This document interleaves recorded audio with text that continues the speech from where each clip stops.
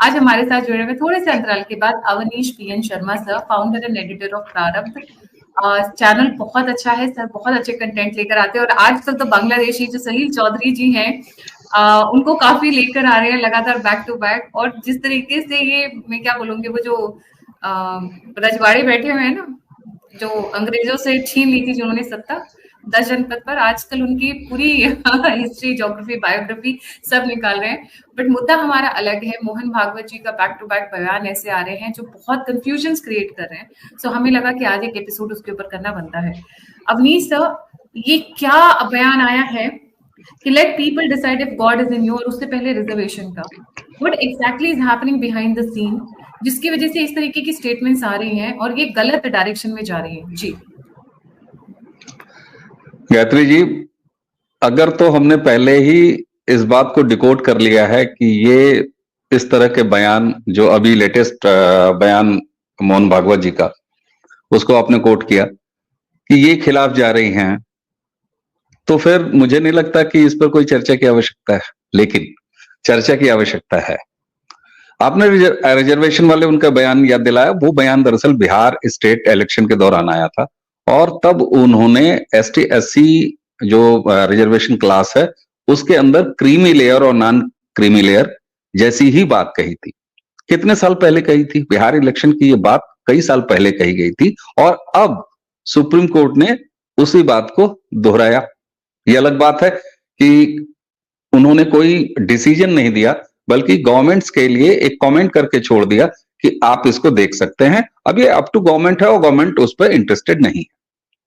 यानी अगर मैं रिजर्वेशन वाला जो इसका आपने जिक्र किया, इसी पर मोहन भागवत जी के उस बयान को अगर मैं ले ही लूं ऑन अकाउंट, तो इसका मतलब यह है कि इस देश की सर्वोच्च न्यायपालिका जो कई साल बाद सोचती है या समझती है, उसको आरएसएस चीफ कई साल पहले समझ लेते हैं और सोच लेते हैं और उस पर अपनी बात बोल देते हैं। देखिए, एक चीज है, आप ध्यान दीजिए, हम जब ये कहते हैं कि साहब आरएसएस के प्रमुख ने बयान दिया, पहली बात तो ये फैक्चुअल गलत बात है। आरएसएस के चीफ कभी कोई बयान नहीं देते। अभी जिस लेटेस्ट उनकी अभी बात की जा रही है, ये जो अपने आप को ईश्वर नहीं समझना चाहिए या कोई दैवीय शक्ति नहीं समझना चाहिए, ये उनका बयान नहीं है। वो पुणे में अपने संघ के जो काडर हैं उनके बीच उनका संवाद हो रहा था। तो संघ प्रमुख कभी भी मीडिया में आके या कोई बाइट देते हुए कभी सुना है? नहीं सुना है। वो नहीं कहते। संघ व्यक्ति का निर्माण करता है और संघ व्यक्ति के चरित्र का निर्माण करता है। संघ को इस बात से सच में यकीन मानिए, एक पैसे का भी कोई वास्ता नहीं है कि उनकी किसी बात को राजनीति में कैसे देखा जाएगा, देश या समाज में कैसे देखा जाएगा, क्योंकि समाज का हिस्सा रहते हुए भी आरएसएस अपने काडर के बीच में एक लॉन्ग टर्म एजेंडे पे काम करता है। सबसे पहली बात तो ये कि न तो आरक्षण वाले उस बयान को बीच इलेक्शन में किसी बात से या आज की राजनीति से या देश की राजनीति से या किसी इलेक्शन वाली राजनीति से जोड़ के देखा जाना चाहिए। जब मैंने ये कहा कि सुप्रीम कोर्ट ने कई साल बाद वो चीज सोची, तो इसका मतलब है कि आरएसएस समाज में किस तरह का आगे परिवर्तन होना चाहिए, इसको कई साल पहले या वक्त से बहुत पहले सोच और समझ लेता है। वही सारी चीजें आपको आरएसएस चीफ के उन उद्बोधनों में दिखाई देता है जो वो अपने काडर के बीच करते हैं। और है, मैं अगर इस बात को मान ही लूं कि आरएसएस पूरी तरीके से बीजेपी पर कंट्रोल करता है, या बीजेपी सरकार जब होती है तो उसके मुख्यमंत्री से लेकर विधायकों से लेकर प्रधानमंत्री तक पर कंट्रोल करता है, तो फिर पब्लिक में आके या ऐसी किसी जगह पर जो सार्वजनिक समारोह हैं, जो पब्लिक प्रोग्राम है, वहां पर आरएसएस के चीफ ऐसा क्यों कहेंगे? वो तो बंद कमरे में तलब कर सकते हैं ना, अगर इसी थ्योरी को मान लिया जाए। तो इसलिए ये बात किसी भी तरीके से आप इसकी आजमाइश करेंगी तो ये किसी व्यक्ति के लिए नहीं है, प्रधानमंत्री के लिए तो बिल्कुल नहीं है। क्योंकि एक तरफ तो आप कहते हैं कि साहब सारा रिमोट जो है वो आरएसएस के पास है, बीजेपी की सरकार कहीं भी रहती है, सेंटर में हो या स्टेट्स में हो, सारा रिमोट उनके पास है। भैया, अगर आपकी इस बात पर भरोसा कर लिया जाए या इसी को मान लिया जाए, तो फिर रिमोट जिसके पास है वो तो बड़े आराम से रिमोट दबा के कह सकता है ना ये बात, उसको पब्लिक में कहने की क्या जरूरत है। या तो फिर आप इस बात को मान लीजिए कि आरएसएस और भारतीय जनता पार्टी में रिमोट जैसा कोई संबंध नहीं है। दोनों बातें एक साथ तो होगी नहीं कि पिक एंड चूज, जब आपको जो सूट करे आपने उनको उठा लिया कि नहीं साहब, बीजेपी की सारी सरकारों का रिमोट जो है वो नागपुर में रखा हुआ होता है। और अब चाहे वो बिहार के इलेक्शन में रिजर्वेशन वाली बात हो तो आप कह दीजिए लीजिए साहब, भागवत साहब ने इलेक्शन खराब कर दिया। अभी अगर वो अपने कार्यकर्ताओं में इस तरह के नैतिक चरित्र के निर्माण की बात कर रहे हैं कि आपको किसी भी ऊपर, अच्छा आप सोचें इसी उद्बोधन में उन्होंने जो बेहद महत्वपूर्ण बात की है, जिस पर की विमर्श होना चाहिए, जिस पर की चर्चा होनी चाहिए, वो है मणिपुर। लेकिन आप देखिए ना, हमने भी जब चर्चा की शुरुआत की तो हम प्रधानमंत्री के बारे में उन्होंने कहा है कि नहीं कहा है, इस पर शुरुआत कर रहे हैं। मणिपुर पर उन्होंने बहुत बड़ी बात की और मणिपुर पर मोहन भागवत जी ने पुणे में अपने कार्यकर्ताओं के बीच, अपने काडर के बीच में जो बात कही है वो इतनी महत्वपूर्ण है कि जिसको एड्रेस किया जाना आवश्यक है। उन्होंने साफ तौर पर कहा है कि वहां पर बाहरी शक्तियों का हाथ है, ये एक बड़ी चिंता का विषय है। अब इसको तो विवाद का मुद्दा नहीं बनाया जाएगा, इस पर नहीं बात की जाएगी। क्यों भाई?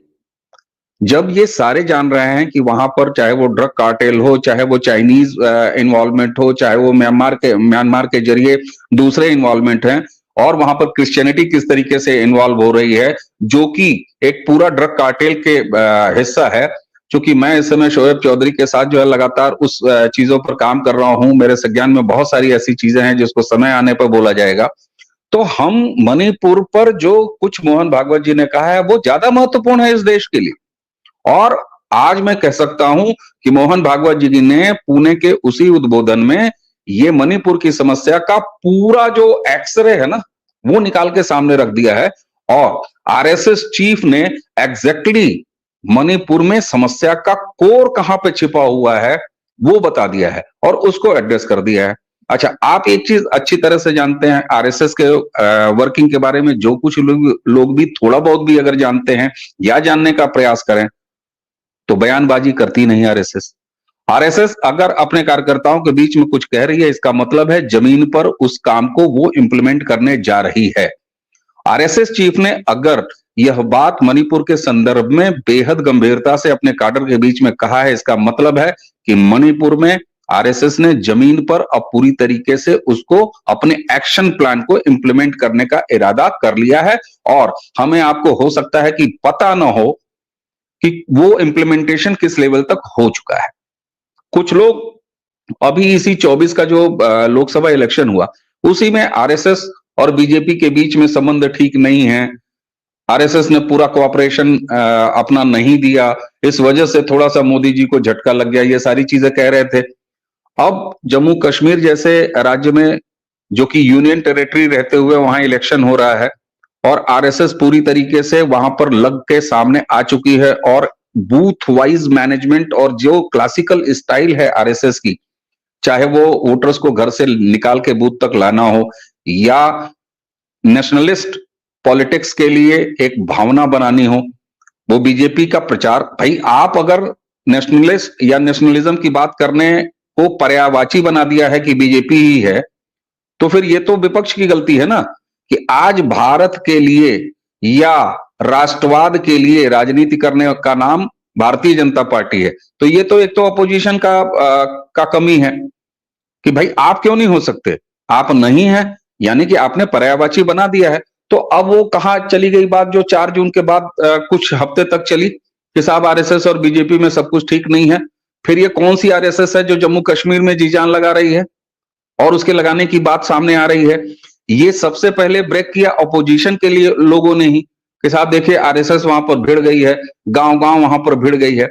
तो आरएसएस को लेके दरअसल ये विपक्षी खेमे में एक इनसिक्योरिटी होती है, वो आरएसएस की ताकत मुझे लगता है, मैं किसी का अनादर नहीं कर रहा हूं, लेकिन भारतीय जनता पार्टी और राष्ट्रवाद के समर्थकों से ज्यादा अगर राष्ट्रीय स्वयंसेवक संघ की ताकत को कोई पहचानता है तो वो विपक्ष पहचानता है, सबसे ज्यादा पहचानता है।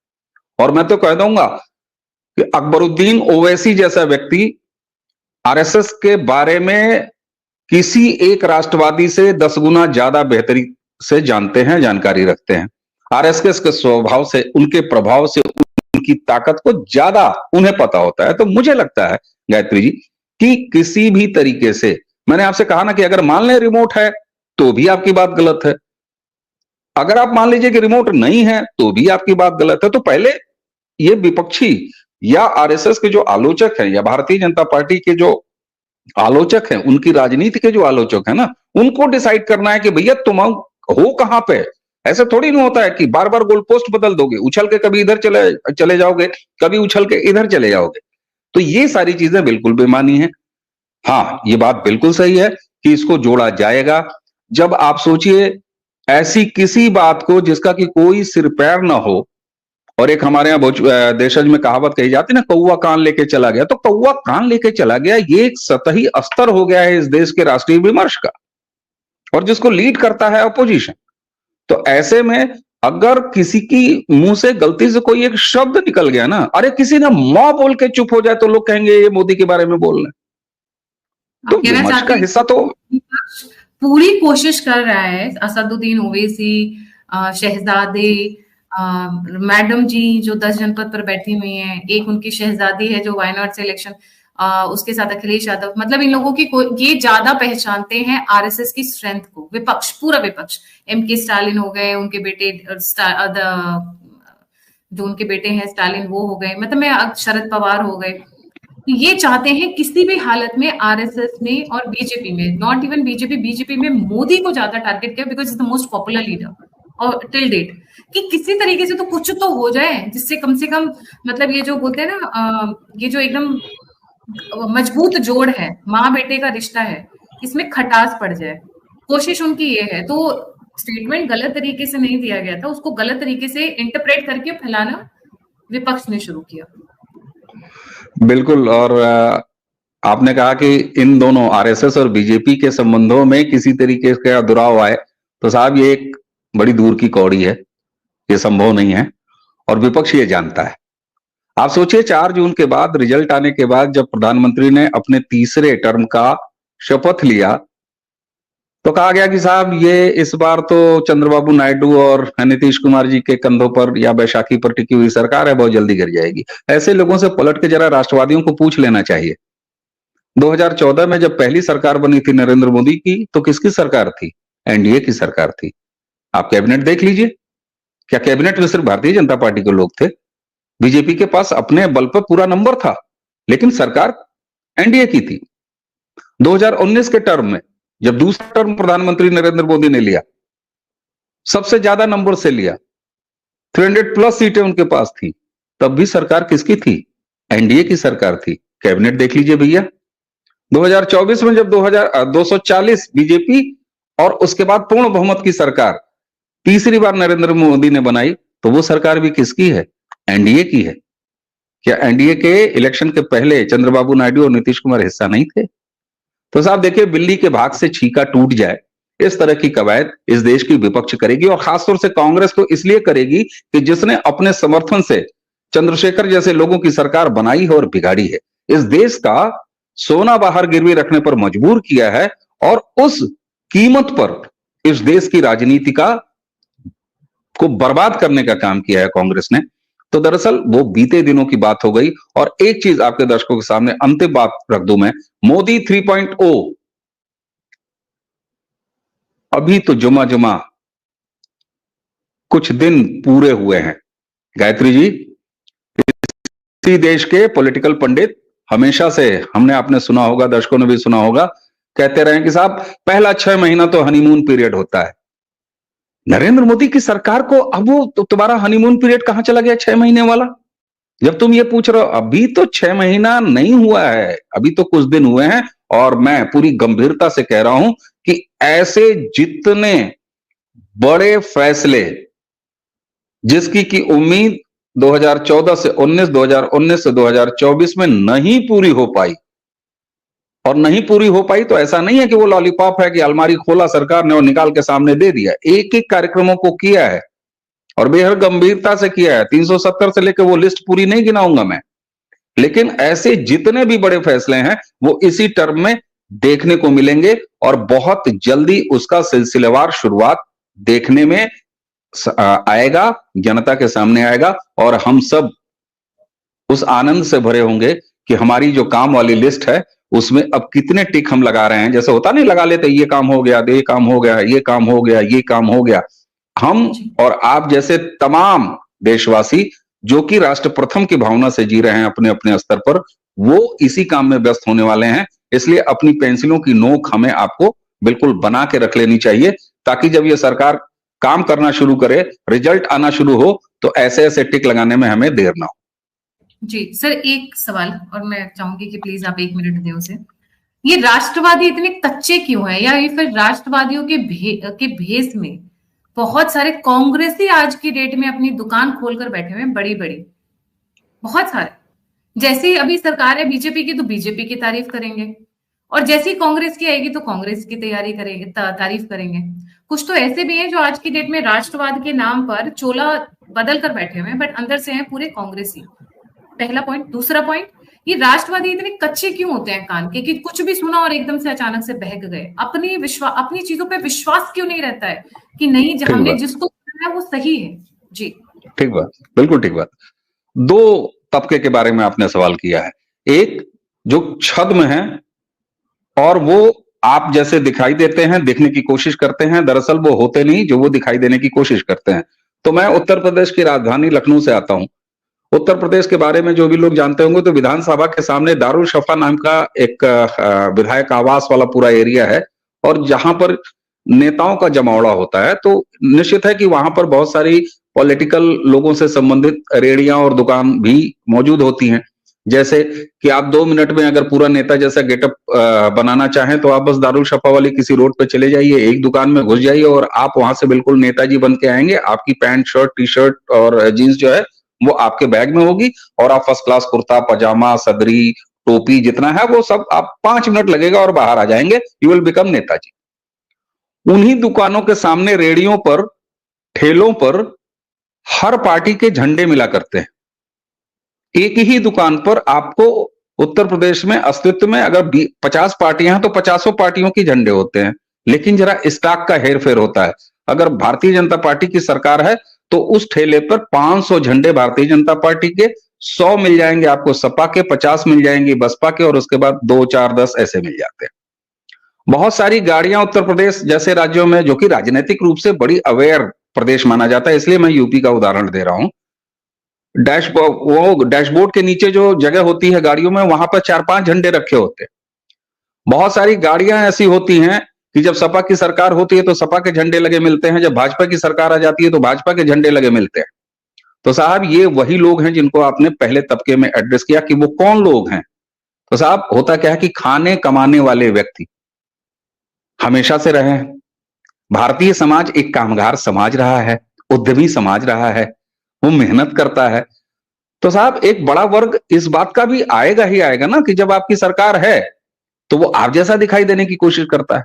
लेकिन एक चीज बताएं आपको, जिस देश में 2014 से वो समझ, राजनीतिक समझ पैदा हुई है कि बड़े बड़े मीडिया हाउसेज में बैठे हुए उन एजेंडाबाजों को 2 मिनट में पहचान लिया जाता है, और आज की डेट में कुछ ऐसे नाम हैं कि बरखा दत्त मतलब गिरोहबाज, रवीश कुमार मतलब ये, राजदीप मतलब वो, ये सर्व शिक्षा अभियान का वो सफलतम स्तर है जो 2014 से इस देश में चल रहा है। तो यकीन रखिए कि उनको पहचानते सब हैं। अब आ जाते हैं दूसरा, आपने कहा कि राष्ट्रवादी कच्चे क्यों होते हैं। देखिए साहब, राष्ट्रवादी की भावनाओं का सम्मान करिए। राष्ट्रवादी जो भी है या जो भी राष्ट्रवाद के बारे में सोचता है वो देश प्रथम के भाव से जीता है। वो राजनीति कम समझता है, वो दलाली नहीं करता। वो अगर दलाली करता है तो भाव की दलाली करता है, अपने देश के प्रति अपने प्रेम की दलाली करता है। इसलिए कई बार उसकी अपेक्षाएं, एक्सपेक्टेशन लेवल बहुत ऊंचे होते हैं। तो जरा सा उसकी भावनाओं को जब ठेस पहुंचता है तो फिर वो गड़बड़ा जाता है। लेकिन उतनी ही गंभीरता से मैं तथ्यों के आधार पर आपको कह रहा हूं, 2014 से लेके तीसरी बार ऐतिहासिक रूप से अपने उसी नेतृत्व को लाके सत्ता में भी कौन बैठाता है? वही राष्ट्रवादी बैठाता है, और ये हम होता हुआ देख रहे हैं। बिल्कुल सही सर, आपने बहुत प्यारे शब्दों में एक्चुअली हम लोगों की इमोशंस को रख दिया कि हमारा राष्ट्र सबसे परम, राष्ट्रहित सबसे सर्वोपरम। और शायद उसी भावनाओं में बहकर कई बार अपेक्षाएं इतनी ज्यादा हो जाती है कि हो थोड़ा सा भी जाती। कम तो हमें हर्ट होता है। और यार 4 जून को जीते हुए हम सरकार बना रहे हम लोग, बट मतलब वो बहुत ही ऐसा लग रहा था जैसे मातम मना रहे थे क्योंकि 400 नहीं आया था। तो ये हमारी भावनाओं की क्या बोलते हैं, एक रूपरेखा है। Thank you so much sir for बिल्कुल। ज्वाइनिंग। जाने से पहले सभी व्यूअर्स से रिक्वेस्ट है, अब अवनीश सर का चैनल है प्रारब्ध, प्लीज उसे लाइक, सब्सक्राइब और शेयर करें।